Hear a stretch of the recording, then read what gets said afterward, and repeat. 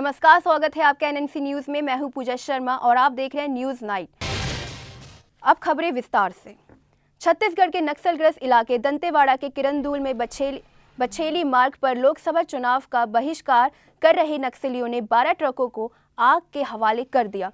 नक्सलियों ने बैनर व पोस्टर फेंक कर चुनाव का विरोध किया, तो वहीं मौके पर पहुंची पुलिस ने नक्सलियों के खिलाफ सर्च अभियान चला दिया है। बुंदेलखंड विकास सेना के कार्यकर्ताओं ने लखनऊ कांग्रेस मुख्यालय पर जमकर बवाल किया। दरअसल बुंदेलखंड विकास सेना के कार्यकर्ताओं बुंदेलखंड पैकेज के लिए प्रदर्शन करते कांग्रेस कार्यालय में घुस गए और तोड़फोड़ करने लगे, और जब कांग्रेसी कार्यकर्ताओं ने इसका विरोध किया तो दोनों गुटों के बीच जमकर मारपीट हुई। तो वहीं सूचना मिलते ही मौके पर पहुंची पुलिस ने हालात को काबू में करने के लिए लाठीचार्ज कर दिया।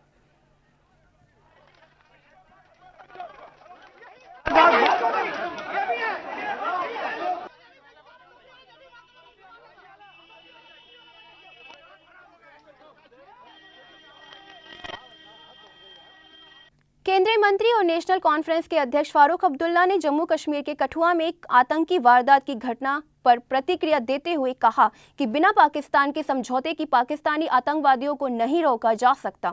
साथ ही साथ फारूक ने कहा कि इन हमलों से कश्मीर के लोगों को प्रभावित होना पड़ रहा है। गौरतलब है कि सुरक्षा बलों और आतंकियों के बीच 3 घंटे तक चली मुठभेड़ में 2 आतंकवादियों की मौत हो गई है।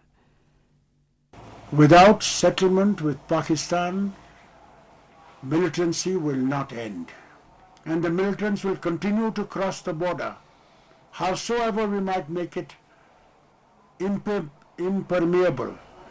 जदयू से निकाले गए नेता साबिर अली ने खुलासा करते हुए बताया कि जदयू से निकाले जाने वाले अगले नेता पार्टी के राष्ट्रीय अध्यक्ष शरद यादव होंगे। साबिर अली बिहार के मुख्यमंत्री पर आरोप लगाते हुए कहा कि नीतीश कुमार पार्टी के नेताओं को शरद यादव के खिलाफ भड़का रहे हैं। साबिर अली का कहना है कि नीतीश की आदत रही है नेताओं को इस्तेमाल करके फेंक देने की। गौरतलब है कि साबिर अली को मोदी की तारीफ करने के चलते जदयू से निकाल दिया गया है और वो लोगों को लाते हैं, इस्तेमाल करते हैं और उसको फिर फेंक देते हैं। आखिरी विकेट बचा हुआ है शरद यादव जी का और वो डाउन करने का पूरा उन्होंने इंतजाम कर लिया है। बॉल, बैट, पिच सब तैयार कर दी है, खाली बोल्ड करने की जरूरत है। शरद यादव जी का है ना, आप देख लीजिए क्या क्या कैसा कर रहे हैं। मुझे मालूम है ना कि श्री नीतीश जी के अंदर खाने में क्या बात चलती है। पूरा षड्यंत्र वो शरद जी के विकेट उड़ाने के ही लगाते हैं 24 घंटा। मध्य प्रदेश के मुख्यमंत्री शिवराज सिंह चौहान सतना से बीजेपी के उम्मीदवार गणेश सिंह के समर्थन में एक रैली को संबोधित करते हुए केंद्र सरकार पर जमकर निशाना साधा। शिवराज सिंह ने कहा कि पूर्व प्रधानमंत्री इंदिरा गांधी और राजीव गांधी ने भी गरीबी हटाने का वादा किया था, लेकिन कांग्रेस की सरकारों ने इसे पूरा नहीं किया। कांग्रेस अपने घोषणा पत्र में गरीबी हटाने का झूठा वादा कर रही है। शिवराज सिंह का कहना है कि कांग्रेस को चुनाव के समय ही गरीबी हटाने की बात याद आती है। स्वर्गीय इंदिरा जी उस समय नारा लगा गरीबी हटाओ, फिर राजीव जी आए कहा गरीबी हटाओ, फिर नरसिम्हा राव आए कहा गरीबी हटाओ, फिर गुजराल देवेगौड़ा आए कहा गरीबी हटाओ। 10 साल से मनमोहन भैया बैठे कहते गरीबी हटाओ, और अब राहुल भैया कह रहे हम गरीबी हटाएंगे।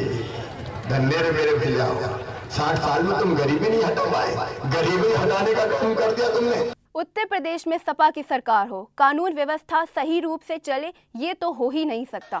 दरअसल कुशीनगर में सत्ता के नशे में चूर जिला पंचायत अध्यक्ष सावित्री देवी के पति व पूर्व जिला पंचायत अध्यक्ष ने अपने दर्जनी समर्थकों के साथ अपर मुख्य अधिकारी के घर में घुसकर अपर अधिकारी और उनके सहयोगी को जमकर पीटा। तो वहीं मामले की जानकारी अकाउंट नंबर है, उस खाते को समाप्त करके वो पीएनबी सुभाष चौक पड़ौना में कराना चाहते थे। मना करने के बाद कुछ आदमियों के साथ आए, जिसमें कुमार सिंह अकाउंटेंट भी बैठे थे।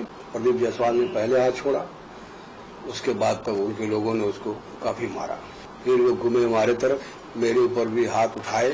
जैसे हमको सूचना मिला, हम जो है तो निर्देश दिया हमारे अधिकारी को कि इसको एफआईआर करने के लिए, और इसको जांच करा देंगे और दोषी के खिलाफ हम कार्रवाई करेंगे। और जिला पंचायत अधिकारी का मतलब कोई नहीं गया, और आप जिला पंचायत सदस्यों को सम्मान नहीं करते हैं, उसके है सामने देखिए।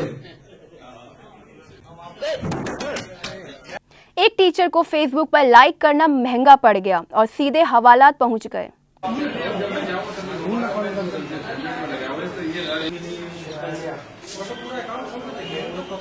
तुमने होल्ड बोला।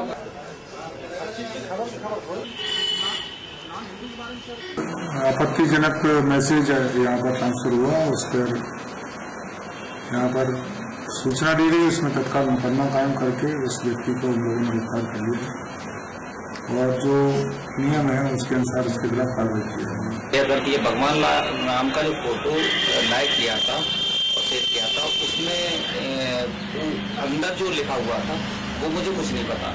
कल जब मेरे पास में दो फोन आए थे तो मुझे पता चला कि हरीश दिन का तुमने ये क्या शेयर किया है, ये क्या शेयर किया है।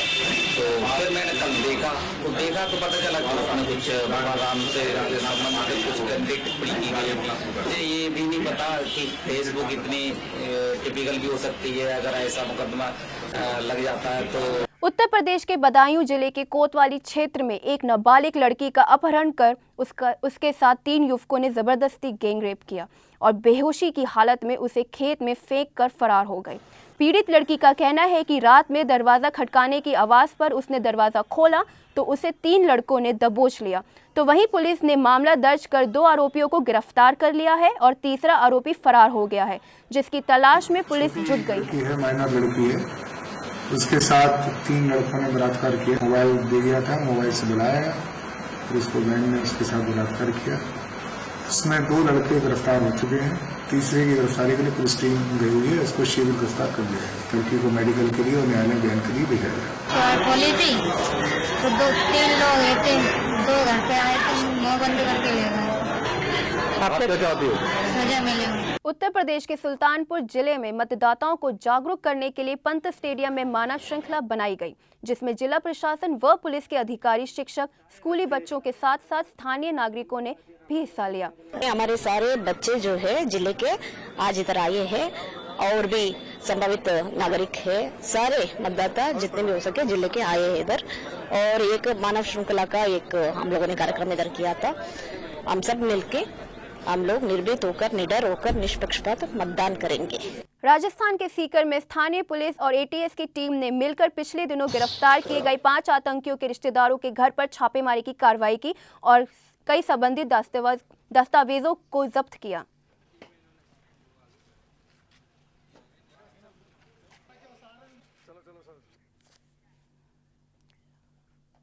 लोकसभा चुनाव जैसे जैसे नजदीक आता जा रहा है, वैसे वैसे सभी राजनीतिक पार्टियां के प्रत्याशी अपनी अपनी जीत के दावे भी कर रहे हैं। क्या कुछ कहते हैं गौतम बुद्ध नगर से आपके प्रत्याशी केपी सिंह, उनसे बात की हमारी संवाददाता पूजा शर्मा ने। आज हम आ पहुंचे हैं गौतम बुद्ध नगर में। पार्टी में आना कैसे हुआ? पार्टी में आना एक विचारधारा जो पार्टी की है उससे हम लोग जुड़े। जन आंदोलन जब अन्ना जी का चल रहा था, उसके बाद केजरीवाल जी के साथ काम किया और उसके साथ फिर दिल्ली में जो इलेक्शन हुआ तो उसमें काम किया। उसी वजह से कैंपेनिंग करते वक्त हफ्ता भर हो चुका है, काफ़ी चीज़ें आप देख चुके हैं। अगर आप जीत गए तो आप क्या बदलाव लाना चाहेंगे और क्यों? देखिए, जो यहाँ सबसे मेन मुद्दा है हमारे इस लोकसभा का भ्रष्टाचार। और भ्रष्टाचार उस लेवल पे चला गया है कि एक आम आदमी बिल्कुल नीचे दब के रह गया है। तो हमारी मेन मुद्दा भ्रष्टाचार है। दूसरा मुद्दा हमारा सुरक्षा का है कि महिलाओं को सुरक्षा मिले। यहाँ की महिलाएं बहुत ही असुरक्षित महसूस करती हैं। तीसरा मुद्दा है हमारा कि भाई यहाँ पे इंडस्ट्री को वापस से स्थापित किया जाए, उनको मूलभूत सुविधाएं दी जाए। जो किसानों की प्रॉब्लम्स हैं वो है भूमि अधिग्रहण का मुद्दा सबसे मेन मुद्दा है। और शिक्षा, एजुकेशन के आम आदमी के बच्चे अच्छी एजुकेशन नहीं ले पाते। वीआईपी के लोगों के बच्चे ही अच्छे कॉलेजों में पढ़ते हैं। और सर, सबसे बड़ा मुद्दा ये है कि लोगों में इस बार रुष्टता बहुत ज़्यादा देखी जा रही है। उनका कहना ये है कि नेता वादा तो कर देते हैं लेकिन 5 साल कम पड़ते हैं उसको पूरा करने के लिए। तो आप इससे कितनी सहमति रखते हैं, क्या कहना है आपका? केवल पॉलिटिक्स करना, रेड लाइट में घूमना और लोगों के बीच में केवल नहीं जाना, आम आदमी के बीच में नहीं जाना, उसकी बात ना सुनना, केवल आज इनको वही सारी चीज़ें चेंज करने के लिए अरविंद केजरीवाल जी की एक विचारधारा, जो आम आदमी की बातों को समझ लिया उन्होंने और आम आदमी ने उनकी बात को समझ लिया। तो आज इसीलिए इनको विरोध का सामना करना पड़ रहा है सभी पार्टियों को। और ये सारी पार्टियां मिली जुली हैं। सपा और बसपा के सहयोग से सेंटर में गवर्नमेंट चल रही है, वहाँ 1,71,000 करोड़ के घोटाले हो रहे हैं। तो ये बड़ा भ्रष्टाचार, तीनों पार्टियां मिलके यहाँ जमीनें बेच रही हैं। फिलहाल बुलेटिन में इतना ही। देश विदेश की ताज़ा खबरों के लिए देखते रहिए न्यूज़ नाइट। मुझे दीजिए इजाज़त, नमस्कार।